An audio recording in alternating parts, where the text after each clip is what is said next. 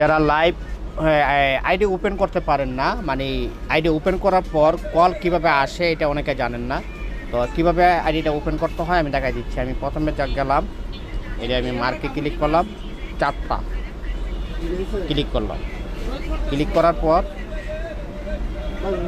ID আমার open হলো। Open হওয়ার পর এই অপশনটা চলে আসবে, এটা হলো প্রোফাইল।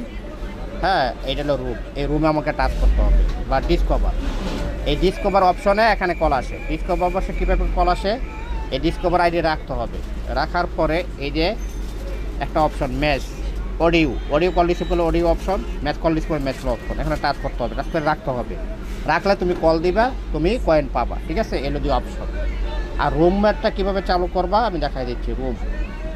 রুমে গেলে তোমাকে যাইতে হবে, এই যে রুম, মাঝখানে রুম আছে, এই অপশনে চলে আসবে।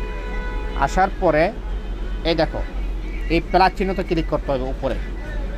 উপরে একটা প্লাস চিহ্ন দেখা যায়, মার্ক করতে পারতেছি না আমি। হ্যাঁ, তারপরে দেখি মার্ক করে এই যে প্লাসে ক্লিক করতে হবে। প্লাসে ক্লিক, হ্যাঁ, এই যে রুমে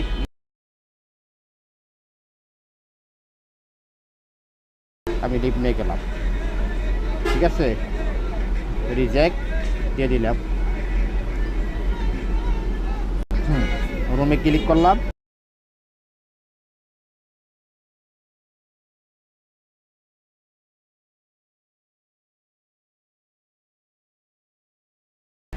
ঠিক আছে, ডিসকভারতে কল পাবা। ঠিক আছে, এই ব্যাপারে রাখবা, আইডিগুলা রাখলে তুমি কলগুলো পাবা। ওকে, আশা করি বুঝতে পারছো।